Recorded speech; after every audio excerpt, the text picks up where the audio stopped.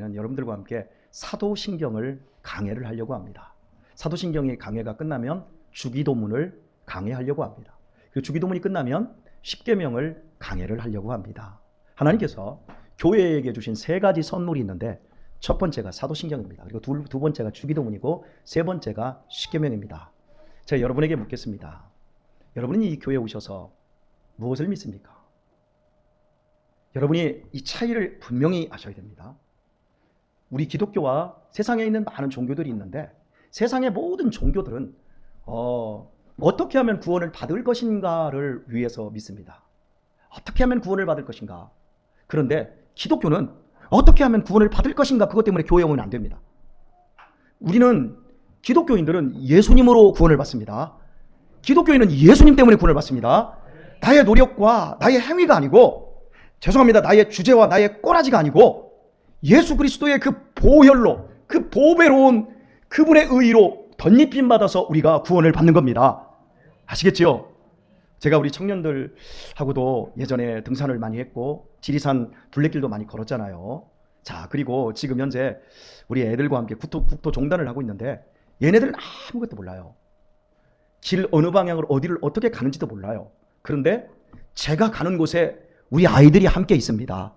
제가 잠자는 곳에 우리 아이들이 함께 있습니다. 걱정을 안 해요. 걱정을 마세요. 우리 애들이 그래요. 아버지가 가는 곳에 아이들이 있고 목사가 가는 곳에 우리 국토종단하는 팀이 있습니다. 제가 이번에는 이런 얘기를 했어요. 야, 우리 돌아가거든. 애들이 이제 완전히 한 팀워크를 이루었어요. 처음에는요, 꼬다는 보리자루 같아요.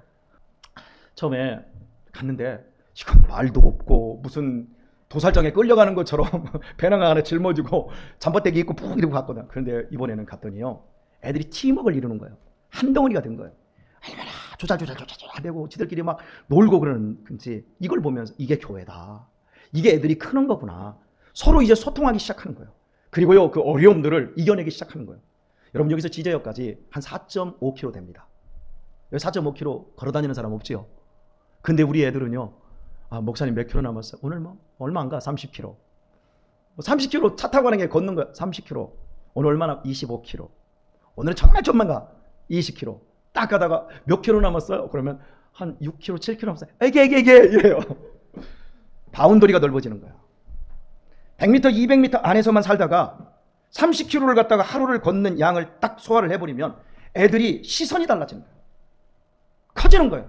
자기 앞만 보는 게 아니에요. 그래서 세계에서 제일 잘 사는 나라들이 저 위쪽으로요, 핀란드부터 시작해서 노르웨이, 덴마크 이런 나라들이잖아요. 그런 애들은 1년이면요 최소한 2달에서 석 달은 여행을 가요. 여행을 엄마 아빠하고 가는 게 아니라 아이들끼리, 아이 혼자 여행을 다녀보면 자기가 해야 될 일이 뭔 줄을 알고 자기가 개척해야 될 것이, 극복해야 될 것이 뭔 줄을 알게 되어지는 거죠. 이렇게 우리 애들이 한 덩어리가 되어가는 이런 모습. 그래서 야, 우리 국토종단팀이 찬양 인도도 한번 했으면 좋겠다. 그랬더니 애들이 막 신바람이 났어요. 한번 해보자. 네, 이런 쪽으로 되어졌는데 다음에 우리 국토종단팀이 한번 해보면 좋겠고요. 예, 순주나 그런 애들은 대답을 안 해요. 끝까지 대답을 안 해요. 누가만 아니면 뭐 유신이나 이런 애들만 지금 신바람이 나서 우리도 한번 할 수 있을 것 같아. 유아 목소리가 제일 좋습니다. 그지요? 우리 유아가 아주 신바람이 났어요. 그 유아가 아마 그 내은이 자리에서 그 인도를 할 것 같은데 그럴 겁니다. 찬양 안 따라서 했는데 찌깃반다 막 이렇게 할 수도 있을 것 같고요. 예, 그 즐거운 시간들을 이렇게 가지는데요. 우리의 삶의 즐거움은, 우리의 삶의 구원은 예수님 때문입니다. 예수님. 그러니까 여러분이 교회에 올 때 나의 의와 나의 실력을 자랑하고 그것을 잘 갈고 닦으면 천국문에 겨우겨우 갈 수 있겠다라고 하는 그런 생각으로 오시면 안 되는 거예요. 여러분이 저 문을 딱 통과했을 때 나는 죄인입니다. 예수님의 보배로운 피밖에 나한테 필요한 것이 없습니다. 주여 나를 불쌍히 여겨주소서. 이렇게 하고 들어온 거예요. 아시겠어요? 그러니까 우리는 세상 사람하고 완전히 다른 종교를 가지고 있는 거예요. 우리는 진리의 종교를 가지고 있는 거예요. 세상 사람들은 내가 어떻게 해야 구원을 받습니까? 고민하지만 우리는 이 안에 들어와서 예수님을 믿으면 예수님의 의로 말미암아 구원을 받은 사람입니다. 그리고 우리에게 남은 것이 세 가지가 남아요. 그러면 예수님을 어떻게 믿을 것인가? 그 답을 주는 게 사도신경이에요. 그러면 우리가 예수님을 믿으면 이제부터 어떻게 기도할 것인가? 세상 사람들도 기도 많이 해요. 이렇게 보세요. 손 잡고요. 흠치 다바 해울 온건 흠미엄니 사바 칠성열애 두부신 중등대신 다 해요. 그것뿐만 아니라 자 보세요. 여러분의 어머니들이네 피나 뭘 그렇게 빌어. 잘못을 그렇게 많이 했으니까. 그냥 기도라고 하는 게 뭔가를 달래고 뭔가를 비는 거예요. 예수님 시대에도 왔더니 유대교인들이 다 빌고 있는 거예요. 그러니까 예수님께서 너희는 이렇게 기도해라 하고 가르쳐준 것. 핵심이 뭐지요? 세상 사람들하고 좀 틀리게 기도하라. 이방인들하고 좀 틀리게 기도하라. 그 사람들 맨날 다오다오 거머리가 피 빨아먹는 것처럼 다오다오 할 거죠. 야, 내가 네 아버지 아니냐. 니들이 나쁜 사람이라 할지라도 자녀에게 좋은 것을 줄 줄 알거든. 내가 너희들을 위해서 좋은 거 준비해놨으니까 너희는 그의 나라와 그의 의를 구하라. 그리하면 이 모든 것을 더하여 다 줄게. 하면 이렇게 약하다. 이쪽은 하나도 안 해. 하나님이 다 주신다고 말씀하셨어요. 자 보세요. 우리 애들이 제가 우리 아들들이 셋 하고 딸이 하나 있잖아요. 매일같이 막 써가지고 아버지 주세요. 아버지 주세요. 아버지 주세요. 내가 준다고 했어요. 때가 되면 줄 거예요. 아버지 주세요. 아버지 주세요. 야 저리 가. 그러니까 기도를 어떻게 해야 될 것인가의 문제가 걸리는 거예요. 그리고 마지막에는 우리가 어떻게 믿을 것인가, 어떻게 기도할 것인가 라는 것이 주어져 우리가 해결이 돼버리면 그 다음에 필요한 건 우리가 어떻게 살 것인가. 여러분 어떻게 살 것인가의 주제는 세상 사람들도 다 해요. 어떻게 살 것인가, 어떻게 해야 돈 좀 많이 벌 수 있을까, 어떻게 하면 성공할 것인가, 이런 부분들이 있잖아요. 그런데 우리는 어떻게 살 것인가, 야 하나님의 말씀대로 살아라 해가지고 우리에게 10가지 계명을 준 거예요. 이 3가지만 우리가 이 교회에 선물로 준 이 3가지만 우리가 잘해도 정말 우리의 인생 속에서 정말 복된 인생을 살아갈 수가 있어요. 그래서 제가 여러분과 이 오후 예배 시간만큼은 이제 이 아주 짧게 이렇게 야면을 안 하시니까 좀 길게 해야 되는데 아주 짧게 이 사도신경으로 먼저 이제 그 문을 열고 그 다음에 주기도문을 함께 하고 십계명을 여러분과 함께 강해하면서 은혜를 나누도록 하겠습니다. 사도신경입니다. 여러분 사도는 아시죠? 예수님의 12제자, 그리고 나중에 한 사람이 죽었고 한 사람이 마띠아가 들어가죠. 그리고 나중에 거기에 또 누가 들어가죠? 바울도 들어가죠. 이 사도들이 가졌던 신앙 고백, 이게 사도신경이에요. 그런데 여러분 신자는요 한자로 믿을 신자를 써요. 그리고 이 그 경자는 이 경서, 성경, 불경 할 때 경서를 써요. 그러면 이게 지금 성경도 아닌데 무슨 사도신경 그렇게 하면 이거 성경도 아닌데 시비 거는 사람도 있어요. 이단 쪽에서 많이 시비를 걸어요. 그래서 사도신경은 굉장히 캐톨릭적이고 이건 굉장히 사람들을 멍청하게 만드는 거다. 이거 고백하면 안 된다. 이렇게 떠벌리는 사람이 있어요. 그런데 여러분 속지 마세요. 사도신경은 종교개혁 시대를 거치면서 모든 그 구약적이고 또 무속적이고 그 우상적인 것들을 다 종교개혁 시대에 다 끊어냈는데 이거 하나는 끊어내질 않았어요. 오히려 이거 하나만큼은 하이델베르크 신앙 문답부터 시작해서 계속해서 발전을 시켜서 오늘날 사도신경으로 우리에게 왔어요. 성경은 아닙니다. 성경과 같은 경자를 쓰지만 성경과 같은 권위는 아니지만 성경 전체를 쥐어짰을 때 거기에서 신앙 이렇게 믿어야 된다라고 하는 결론으로서의 주어진 신경입니다.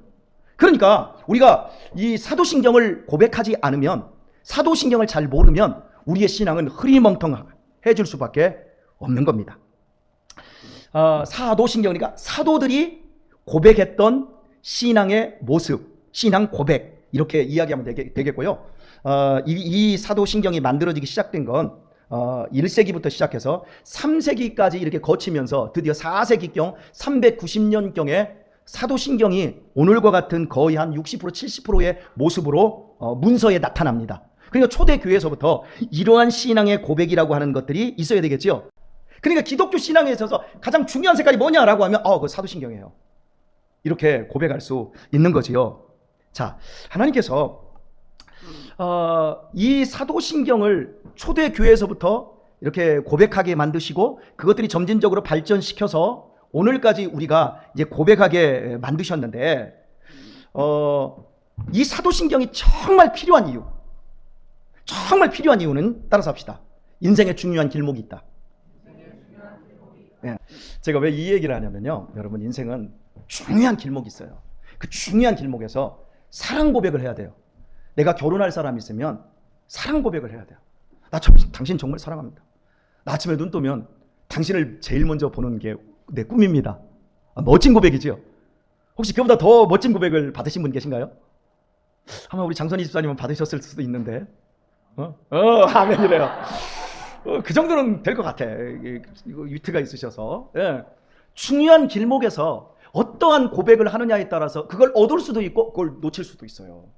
똑같은 것 하더라도 막걸리 한 잔 쫙 먹고 꽉 비트름하면서 임자, 우리 이제 같이 삽시다.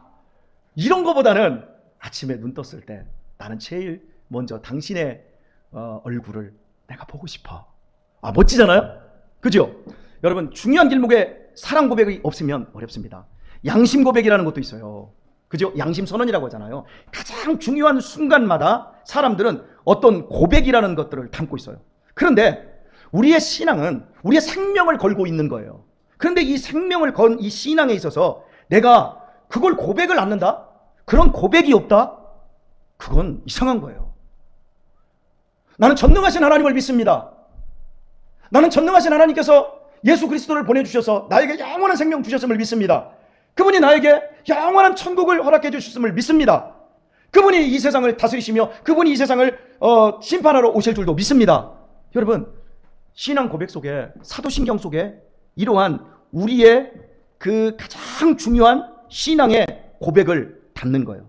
우리 학생들 어린 시절을 지나서요, 유아 세례를 받은 사람들이 나중에 조금 더 지나면 14세 이상 지나면 뭐를 하죠? 입교라는 걸 합니다. 네가 네 입으로 고백해. 네 엄마 아빠가 어린 시절에 너한테 유아 세례를 부모의 신앙으로 주었지만 네가 이제 고백해. 고백하지 않으면 입교 안 시키는 거예요. 여러분에게 학습과 세례를 주고 내가 예수님을 내 구주로 믿습니다. 이게 이런 고백들이 필요하듯이 이 고백이 우리를 아주 견고하게 하지요.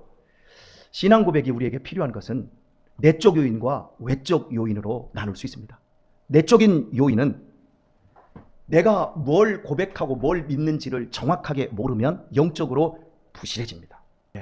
제가 여러분과 우리의 내적 신앙 고백에 있어서의 내적 요인, 바로 우리가 나를 설명할 수 있어야 되고 이것들이 내 신앙을 내가 설명할 수 없으면 영적으로 부실해집니다.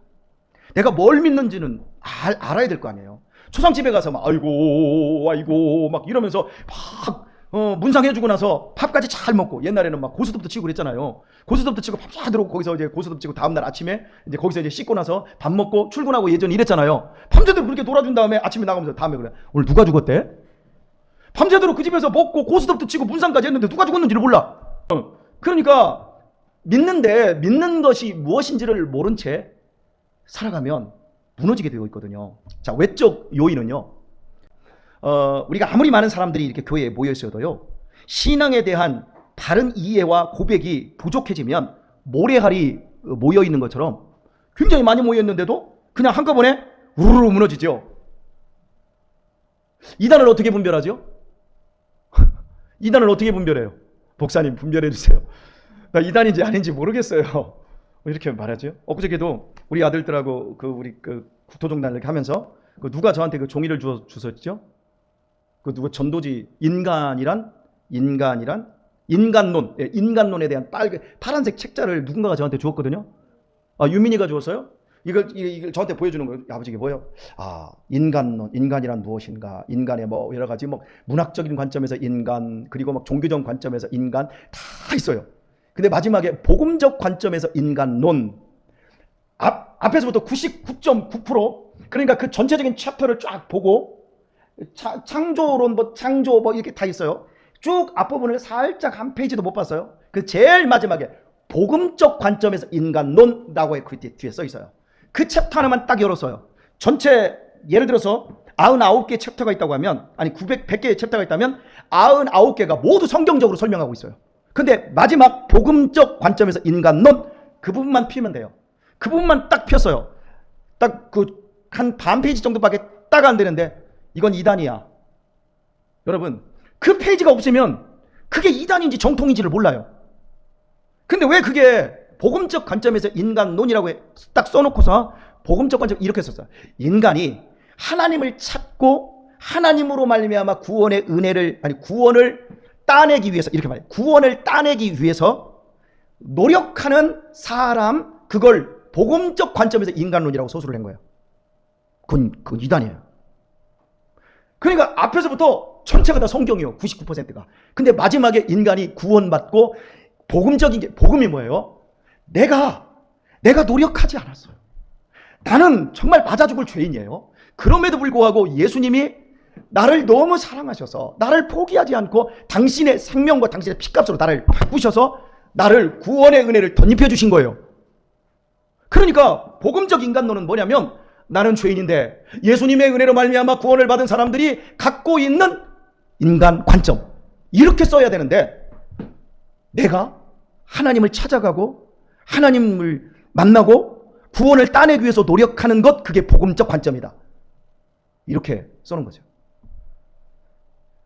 기독교 신앙에 있어서 가장 근본적으로 이단과 우리의 비교를 딱 해보면, 여러분 사도신경 해볼까요? 전능하사 천지를 만드신 하나님 아버지를 내가 믿사오며 그의 외아들 우리 주 예수 그리스도를 믿사오니, 그리고 뒤에서 이는 성령으로, 성부 성자 성령이 나와요. 성부 성자 성령 하나님이 천지 만물을 지으셨고 우리 인간들을 너무 사랑하셔서 세 분이 합작하셔서 구원의 은혜를 만들어내시고 구원의 은혜를 적용하시고 구원의 은혜를 성취하시는 이야기, 그것이 사도신경에 다 들어있는 거예요. 이걸 알게 되어지면 뭐가 잘못이구나, 뭐가 이단이구나, 거기 가면 큰일 나오는구나, 이런 것들을 알게 되어지는 거예요. 근데 사람들은 이 부분을 빼놓고 이렇게 말하죠. 와, 앞뒤가 딱딱 맞아. 말씀을 쪼개. 여러분, 말씀을 쪼갠다고 하면 그거 이단이라고 생각하면 돼요. 앞뒤가 딱딱 맞는다고 하면 그거 이단이라고 생각하면 돼요. 안 맞아요. 이해되셨죠? 네. 이제 오늘 말씀을 맺으면서 사도 신경 할 때 이 신경이라고 하는 이 신앙 고백이라고 하는 걸 라틴어에서 이 사도 신경을 여러분 보면 알아요. 아포스톨로스 크레도라고 써 있어요. 이게 라틴어인데요. 크레도가 뭐냐면 신앙 고백이라는 뜻이에요. 사도 신경이라는 뜻이에요. 거기에 이제 사도를 붙이면, 그런데 이 크레도가 라틴어로 따라서 합시다. 나는 믿는다. 나는 믿는다가 크레도인데, 이 크레도는 글자가 두 개로 합성된 겁니다. 두 단어가, 하나는 크레오, 그리고 도. 영어로 쓰면 그냥 두예요. 예. 크레오, 도. 이렇게 붙입니다. 이게 붙은 거예요. 그러면 크레오는 뭡니까? 심장이에요. 그리고 도는 둔다, 주다라는 뜻이에요. 그러니까 보세요. 내가 당신을 믿습니다라는 뜻이거든요. 그러니까 인간이 하나님을 믿습니다, 삼위일체 하나님을 믿습니다라고 하는 그 원래적인 그 의미가 뭐냐면, 나는 내 심장을 쪼개서 당신에게 둡니다라는 뜻이에요. 자, 우리가 사도신경을 고백하잖아요. 자, 우리 사도신경으로 신앙을 고백하겠습니다. 그러면 전능하사 천지를 만드신 하나님 아버지를 뭐 이게 막 달리기 시합하고 외우기 시합하는 게 아니에요.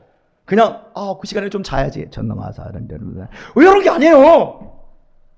바로 그 시간에는 내 심장을 띄어서라도 당신을 내가 믿습니다. 하나님 당신 앞에 내 인생을 겁니다. 이게 사도신경 신앙 고백이에요. 여러분, 내 심장이 중요해요? 예수님의 심장이 중요해요? 에? 내 심장은 꺼져요. 근데 예수님의 심장은 안 꺼져요. 내 심장을 바쳐서 당신 앞에 드립니다. 자, 여러분 따라서 합시다. 믿음은 감정이 아니다. 따라 합시다. 또 믿음은 지식이 아니다. 나 오늘 막 가슴이 뜨거워. 그게 믿음 아니에요. 나 오늘 예수님이 우리를 위해 죽었대. 맞아. 그런 것 같아. 아멘. 그게 믿음이 아니에요. 그런 것들이 다 포함되어 있지만 그게 믿음의 핵심은 아니라는 얘기예요. 자, 또 믿음은 체험이 아니다. 자, 따라서 합시다. 믿음은 체험이 아니다. 자, 세 가지가 아니라고 그랬어요. 믿음은 감정이 아니고, 믿음은 지식이 아니고, 믿음은 체험이 아니다. 뜨거운 걸 체험할 수 있어요. 정말 막 가슴이 뜨거운 걸 체험할 수 있어요. 그런데 그것이 믿음의 전부가 아니라는 거예요. 그러면 믿음은 뭡니까? 자기의 생명, 자기의 심장을 예수님께 드리는 거예요. 드릴 수 없는 환경이에요. 믿겨지지 않는 환경이에요. 아무것도 체험되지 않고, 아무것도 이성적으로 설명되지도 않고, 아무것도 내 자신에게 가슴이 뜨거운 것도 아니요. 그런데 나도 몰라. 내 심장이라도, 내 생명이라도 바칠 수 있어요. 그게 신앙이에요. 마지막으로 따라서 하겠습니다. 믿음은 헌심이다. 헌신 아니에요. 이 몸신, 헌신이 아니라 마음, 심장을 뜻하는 믿음은 헌심이다. 뭐라고요? 헌심이에요. 자, 가만히 생각해 보세요. 마음 들이면 다 드린 거예요. 하나님께. 이게 신앙 고백의 원래의 의미입니다. 끝.